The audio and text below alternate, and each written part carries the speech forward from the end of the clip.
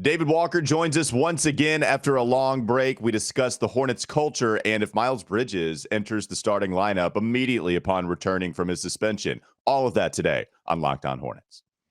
We're Locked On Hornets, part of the Locked On Podcast Network. Your team every day. In a minute, cuz we live.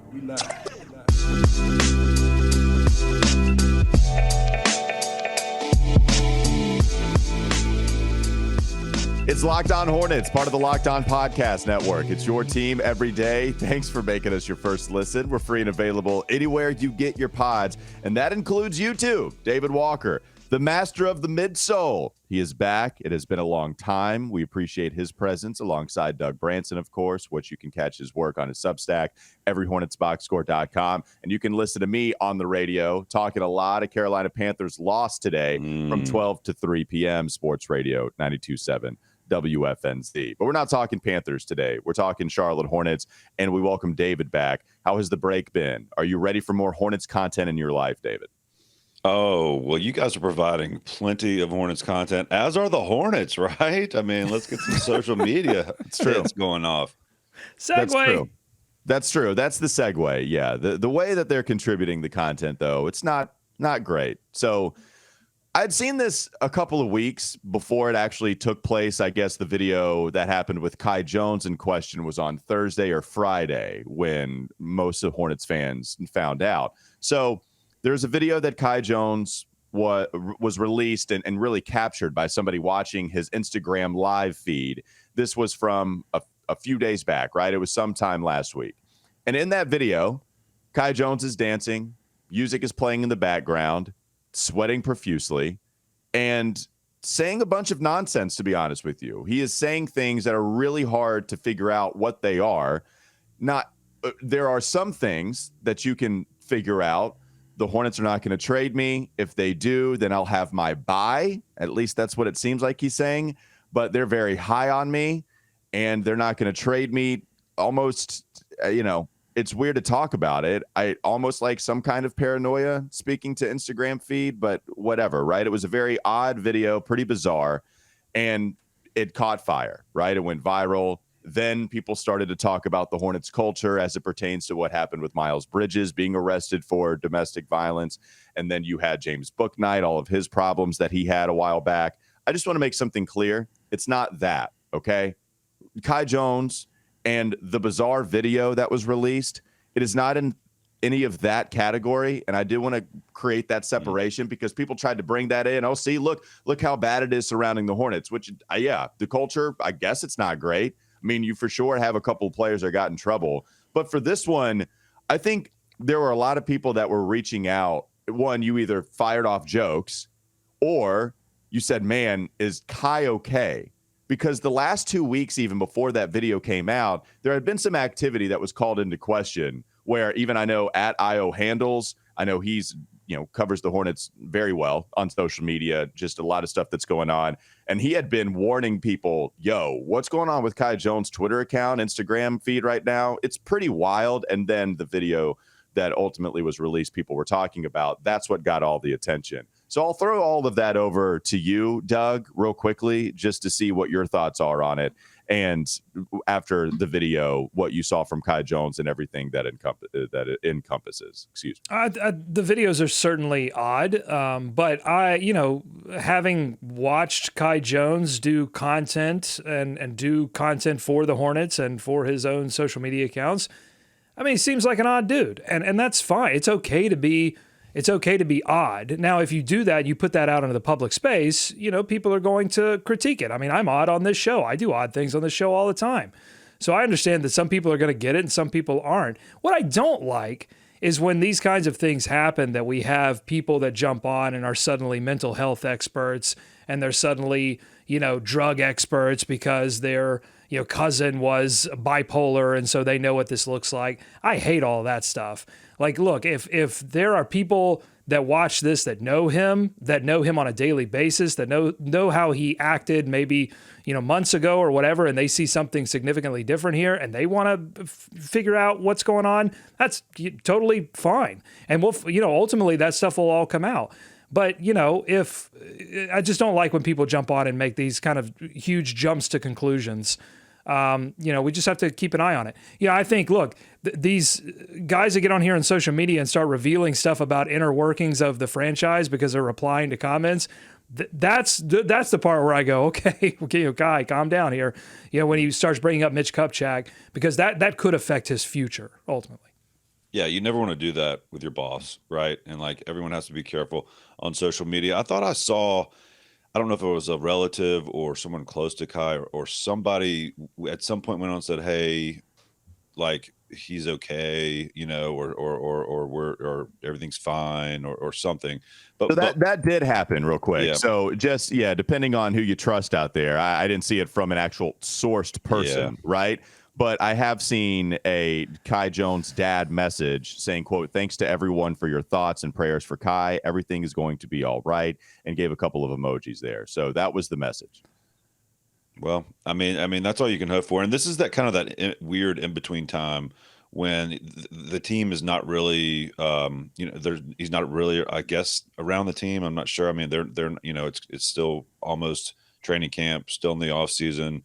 Like there's no summer league. I don't know what the activities are, but you hope that somebody has reached out to him, maybe from the team. I mean, if he's dropping Mitch's name, I have to imagine maybe someone did. Miles jumped into that live and said, hey, log off. So they're aware, obviously, excuse me, but it's tricky, right? I mean, to Doug's point, you just don't know. You're seeing it through one lens. None of it looks great. But hopefully someone can get their arms around him and if it's more than that, talk to him or get him to talk to someone. What do you have, Doug? You had some thoughts? Well, it's just another instance of something being in the national media that involves the Charlotte Hornets that has nothing to do with them being successful on the court.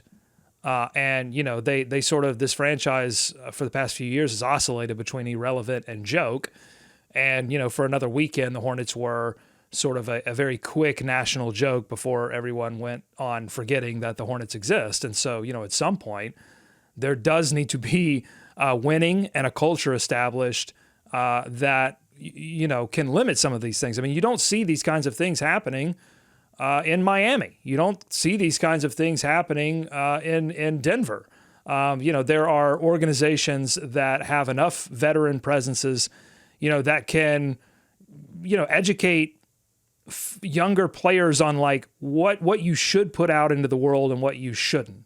Because again, even if you take the most innocent explanation of all of this and say, look, Kai is a odd dude and he's having fun and he just got done with a workout, and so that's why he's sweating profusely. And, he has a Bahamian accent. So some of those things that he's saying, maybe, he's doing his best with his accent and people are just misinterpreting. Even if you go to the most innocent explanation of all of it, it's odd. It's not basketball. It's not what you want to see if you hope this team is going to put together a winning season next season. No, so, yeah. Well, I was going to say the last update here for me, right? I do think you're right, Doug. I don't want to act like a mental health expert. I don't want to do that and say, well, this is clearly what's happening. Now he needs help. Make sure everybody's giving him help.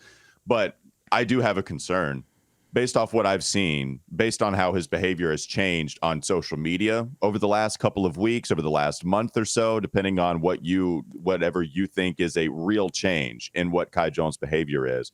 I think Miles Bridges going on Instagram Live, yes, interesting name to be the one giving out advice here. But Miles Bridges saying, get off, love you, fam, get off, something like that, right? Get off of Instagram Live is what he was saying. Dennis Smith Jr. commented on the feed and said, hey, get off the live feed, get off right now, stop doing what you're doing. Couple players going to Kai and saying, hey, this is not great for you. Hop off of the camera. I think that's concerning. I did see also, to reference his Twitter handle again, @IOHandles. I don't have Instagram. I didn't check. I didn't do the sleuth work. But he said, man, a lot of the Hornets players unfollowed Kai. I don't like that either. I don't either. I'm with you. You gotta confirm that stuff. That's ridiculous. Like it could have been a block situation. And none of that's helpful. None of that's helpful to me. I don't understand why that needs to happen. And then it gets spread around and people make assumptions. It's just what needs to happen? The actual report or the fact that they unfollowed? It's not a report. That's not a report. That's somebody the actual tweet or the fact that they unfollowed is what you're saying. I mean, we do this all the time, right? Like we'll even talk about, hey, PJ Washington got his Hornets logo out of his bio. Yes, it might not have the same kind of consequences. Because it's the tweet. It's some dude tweeting. We don't know, like there's no evidence. There's nothing showing. It could have been a block situation. It's not. We don't necessarily know that these players unfollowed him. That would be weird for 11 to 15 guys all getting together in the summer when they're all doing that thing and getting on their phone and saying, hey, we need to unfollow Kai Jones. That's ridiculous. And people just put this stuff out there and, then it gets a bunch of retweets. Everybody gets their clout. And then we all move on and think that everybody's unfollowed Kai Jones. I just don't like it. Well, but okay, I guess it's just all about the credence you give to a Twitter handle, right? Like this one I do, and if you don't, that's fair. There's no evidence. How do you give credence to something where there's no evidence? Well, wait, is there evidence to the contrary? I guess like I just put it out there. But nobody put out the contrary. You have to if you're going to put something out like that. Yeah. You should put, there should be some kind of evidence, and if there is none, then I don't give credence to that Twitter account anymore. That's just that's a report that's not a report.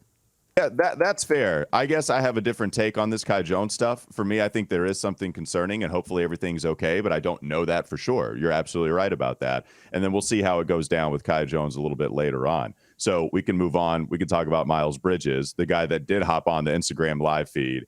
We'll talk about that coming up next on the Locked On Hornets podcast. Don't go to sleep on the Hornets just yet.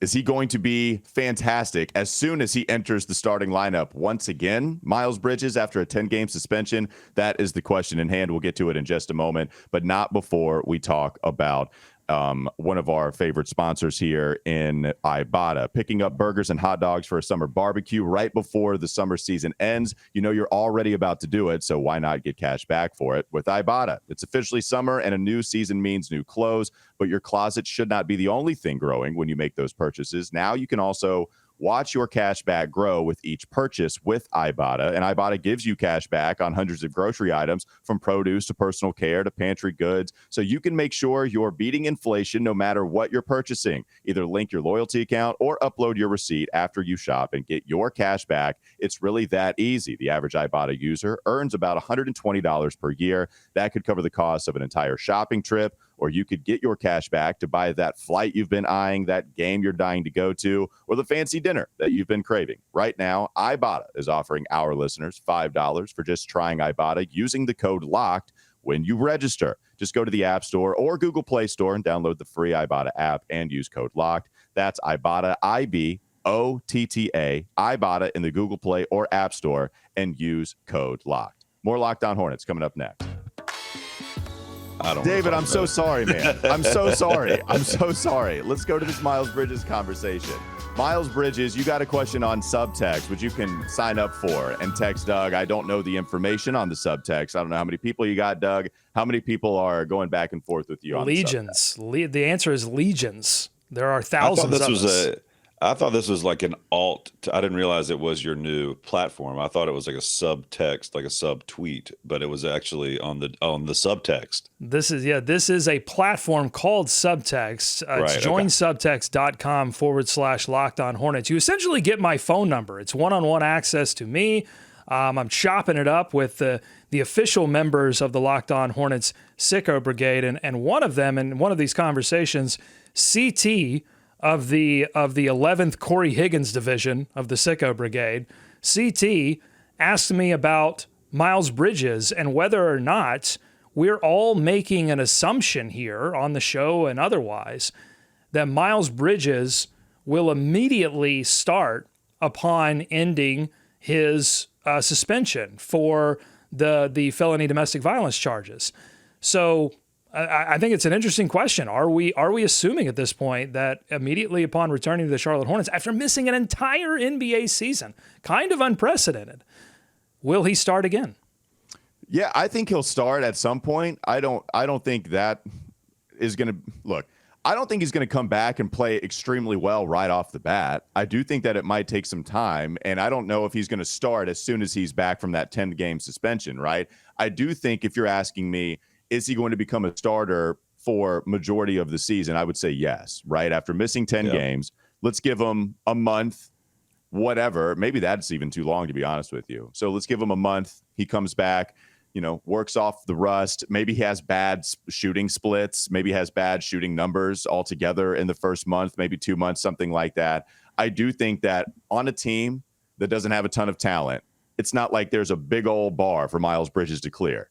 So you have Gordon Hayward, you have PJ Washington, you have a front court that, there are some interesting questions to be had there. But I don't think that it's so talented to the point where Miles Bridges isn't going to be one of the top 5 more talented players on this roster, because I think we all agree, even me who loves PJ Washington, player for player, if they are both at their highest skill level or even at their medium skill level, Miles is a better player overall than what PJ Washington is. And so I expect that floor to somehow come back, even if it is in the second half of the season. But you're right. I don't think that it's just magically something we can expect to come back right away after missing so much time and with a new coach. He's never played with Steve Clifford before.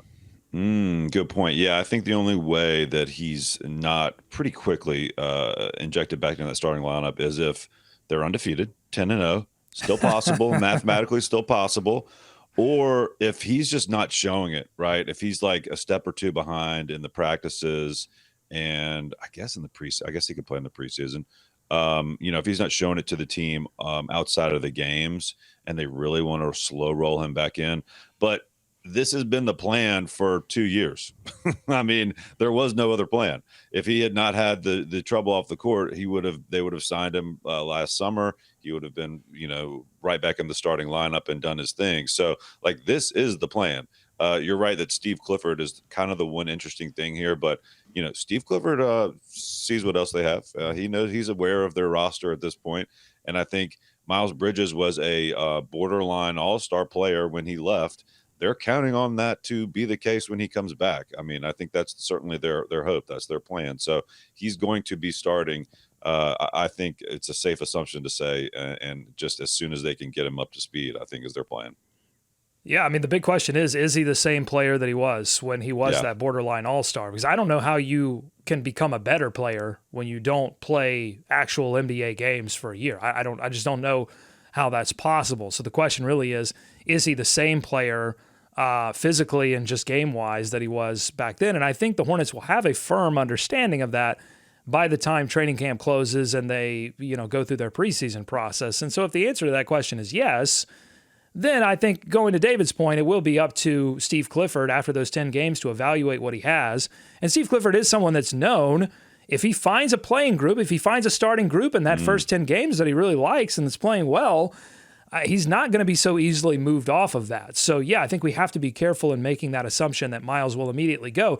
If he were on a longer-term contract, I think I would be more willing to assume that he would find his way back into the starting role sooner rather than later. But I don't know that there's a lot of pressure to necessarily make that happen, because I think regardless of whether Miles has a giant role on this team or a reduced role compared to 2 seasons ago, Miles is going to explore the open market. I mean, that's what this is all about. At the end of this road is Miles going out there at every other team and saying, this is who I am, who wants me.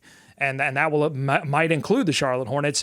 But there's no, what happens this season is not necessarily going to be, I think, giving Charlotte an advantage or disadvantage when we get to that process. But it is fascinating, because I'm trying to think of another time where we've seen a player take a year off, right, and essentially just train. He hasn't been playing 82 games. He hasn't been playing all of the, there's not really the wear down, right, or the grind on his body that there has been other players.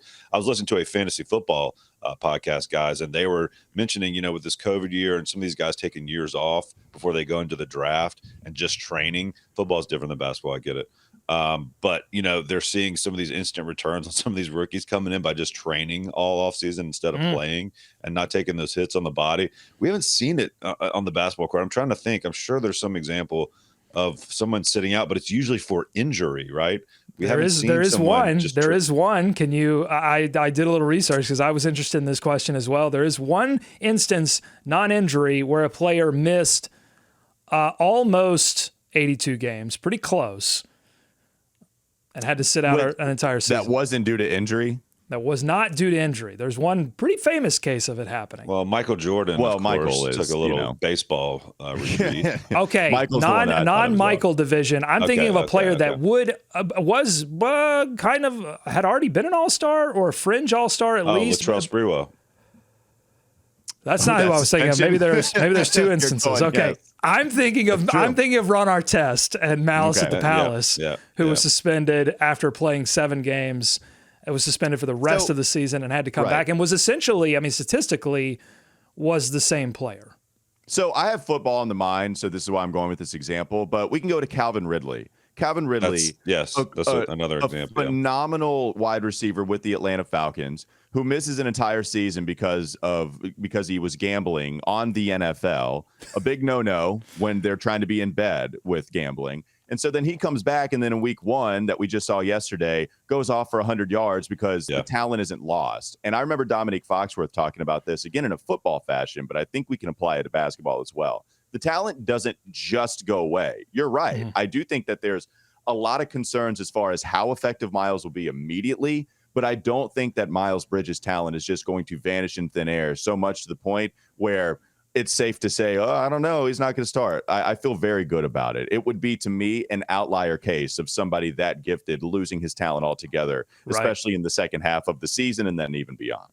I totally agree. Hey, there were 3 Charlotte franchise players that were involved or were around the Malice at the Palace. Can you name the 3 Charlotte franchise players that were involved in Malice at the Palace?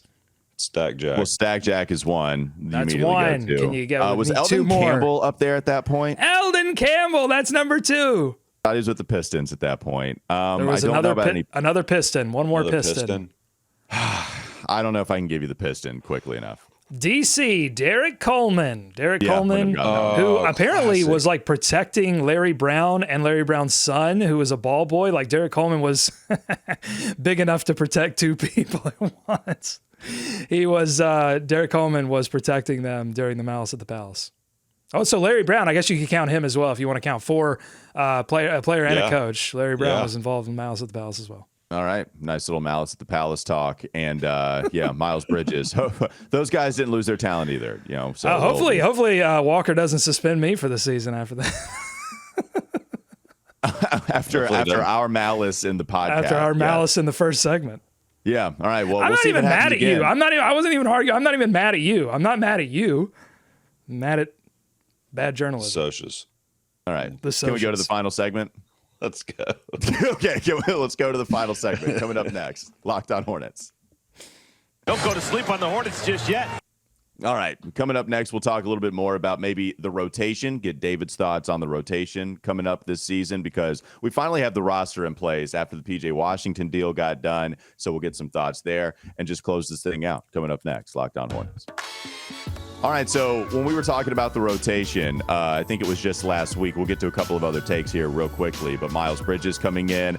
I don't know how many people saw. Did you allow your graph, Doug, to be downloadable? Because I did see somebody ask if you could have your graph out there. Can they find it on your Substack? No, I'm working on it. I'm working Substack, Subtext, Doug Brand Sub. Yeah, it's going to hit one or all of those platforms at some point. There are a lot of subs there. But either way, David, here's the question I want to ask you. When Doug on his graph had the lineup that most people want to see, what was that category called? The lineup that everybody wants to see? The Sickos Wet Dream. Thank you. The Sickos Wet Dream lineup. That's right. We brought that to the table as well. What is David Walker's Wet Dream Charlotte Hornets lineup? Oh, my God.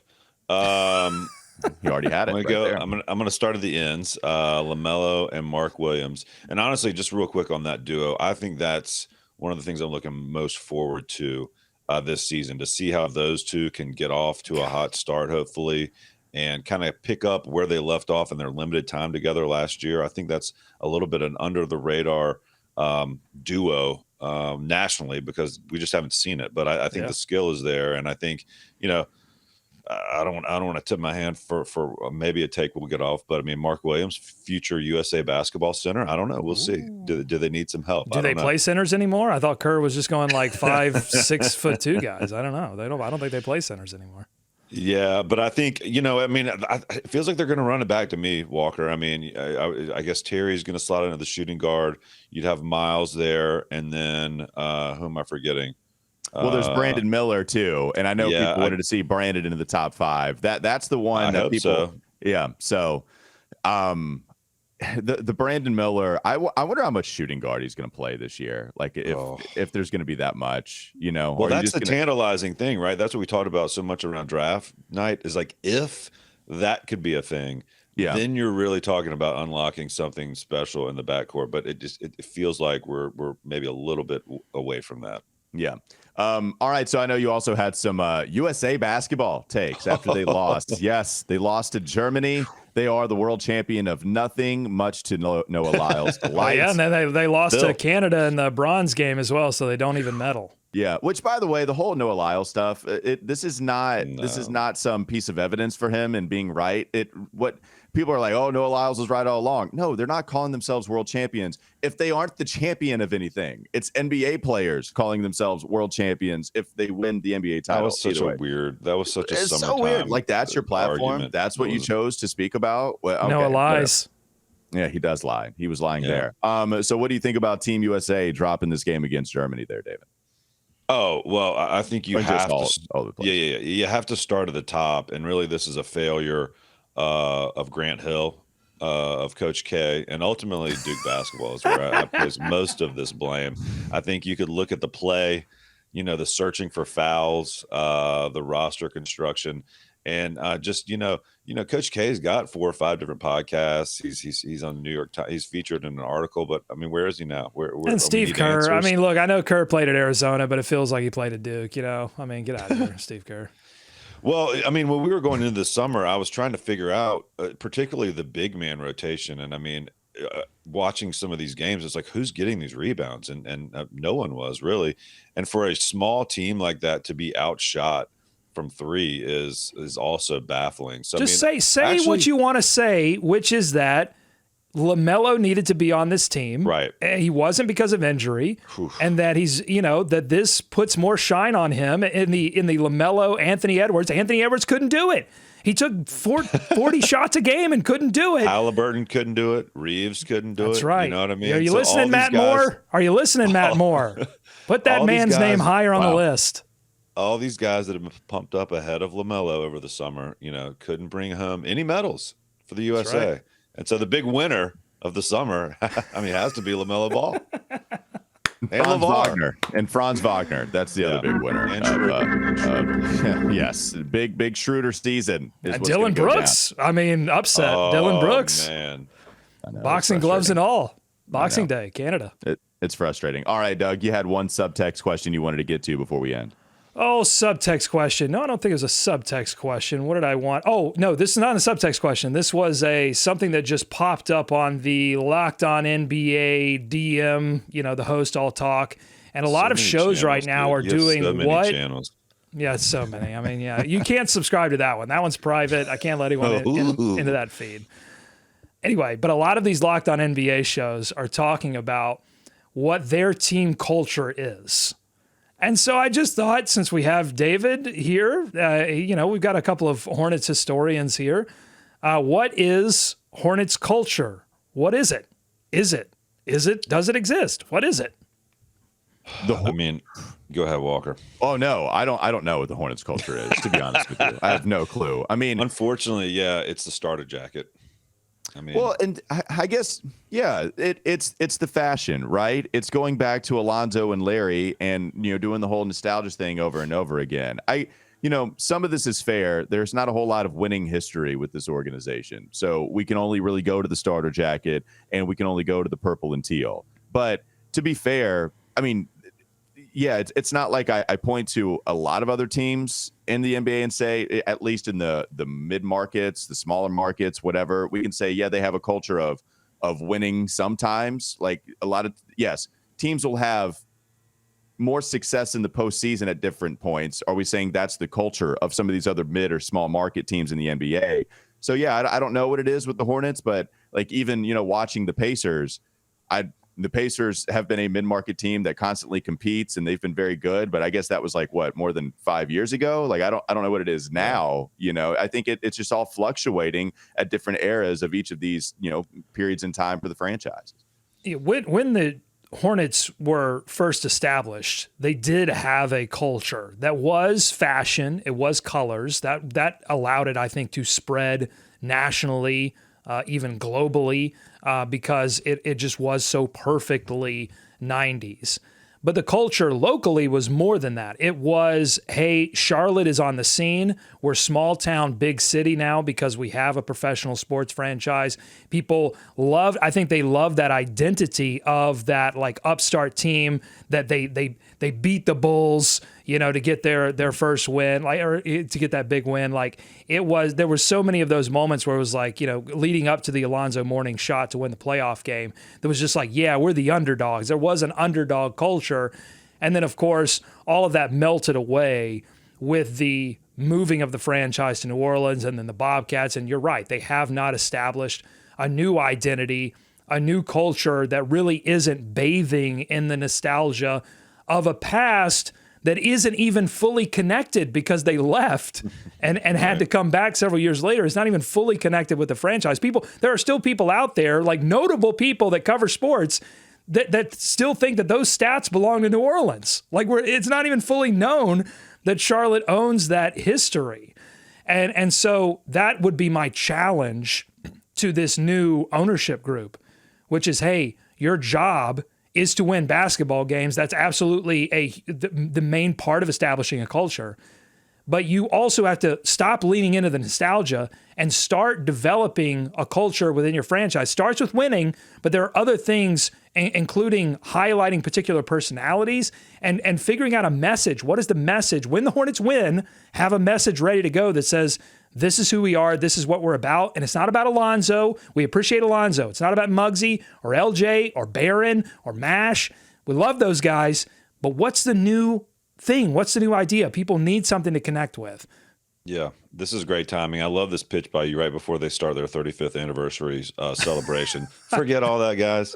We had a bunch of stuff planned. But that's just it. We're going to cancel those flights. We're going to cancel those flights. That's just it. We're doing our list right now a little bit tongue-in-cheek because we just did this 5 years ago. We just did the list 5 years ago, and now we're doing it again because the Hornets are once again celebrating a history that didn't even result in an Eastern Conference Finals appearance. Yeah. To be fair, though, I think they were as close as they've been 2 years ago, right? They were kind of league pass darlings. LaMelo was getting going. Miles was there. I mean, they were a fun team. They were the most fun team in the league. I mean, that's a real argument you could have. Yeah. And a lot of people said that. So, I mean, they were close to establishing some sort of, I don't know if you want to call it a culture. I mean, culture obviously is overused these days, but certainly an identity, right? To stamp and to move forward on. So their hope is they can kind of pick up where they left off. We'll see. But they were, taking steps to get there to some sort of identity 2 years ago when things kind of went awry. Well, I'll tell you what, they're not going. I love Steve Clifford. Okay. No one's more of a Steve Clifford defender on this show than yours truly. But I don't think they're going to establish a culture under a Steve Clifford, Mitch Kupchak regime. I think if you want to establish a culture, it has to start with cleaning house, saying this is a totally new situation that we're dealing with, and we're going to bring in a coach that can establish, here's the new identity of this team, not the old identity, not the way that things used to be. And we've got a front office now that is committed to using all of the tools that you can use to make this team better. And that's how you begin. That's not how you do it, but that's how you begin to establish a culture.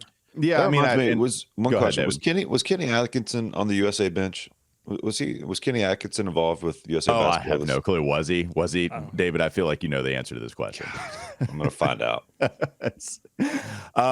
Yeah, I mean, for me, I guess last thing with culture, I think we can go back to a few years ago when we discussed at least the camaraderie and the culture of the locker room with Kemba in there, with Bismack Biyombo, with Marvin Williams.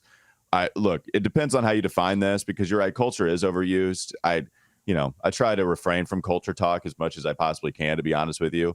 Identity is something that's interesting. All right, what's the identity of this team? Well, we're going to turn over the basketball as less as possible. We're not going to do it, and we're going to take care of it. We're going to be highly efficient with our offense, whatever. Like whatever your identity is. But with the culture with the Charlotte Hornets, I think within the locker room, it had been strong. They also had one playoff appearance to show for it. So, it's how about you? Yeah. Winning culture, cool. Like that. Yeah, that would be the one. So no, they don't have a winning culture. That would be safe to say about this Hornets organization. The cool thing is, and this is what I tell sickos all the time, is that, the hope that we hold on to as sickos, it is rooted in this idea that as soon as the Hornets start winning, they start winning playoff series again. It's been so long since this happened, 21 years, and almost 22 years since it happened, that it's going to feel like our thing. Like no one else, the culture that is the next culture that is established will just fully be born. Like it's just going to be a new thing that is everyone's to embrace. And the old heads can come along, the newer folks that jumped on board with Kemba, and then the newer folks that jumped on board with LaMelo. Like we all get to be together because it's been so long since this Hornets team had anything to cheer about. All right, that'll do it for Locked On Hornets. That's David Walker hopping on with us for the first time in a while. Don't know if he's going to come back after the first segment, but we'll see if he does. The master of the midsole. You can find him on Twitter at David B. Walker. I didn't get the 4s, David. Oh, I forgot to tell you. I wanted them. I thought about it. I jumped in too late and realized if you wait a second too late, then they're already gone. The fire red or the fire red red ones? Yeah, the fire red cements or whatever. I liked them a lot, but so I'm still on the lookout for. You know what? There's another release this weekend, and so on and so on. There you go. We'll That's find how it works. Amazon had a sale on the Adidas Cloud walking shoes. Got those for clean $30. All right, so there is Doug Branson. I didn't get the 4s. I didn't get the 4s, but I got 4 pairs of them. Yeah, so excellent. Everyhornetsboxscore.com is where you can check out his work, his Substack. You can also do the subtext thing with him, and you can find that information on his subreddit. His. No, I don't have a subreddit. Not yet. No, not yet. I might soon. I might figure out a way. He really might get it. And you can listen to me on sports radio every single weekday from 12 to 3. Thanks for making us your first listen. We're free and available anywhere you get your pods. Make Game to Game your second listen, especially during the season. Every moment, every top performance, every result covered in a way only Locked On can provide. We appreciate you hopping on with us. Have a great rest of your day.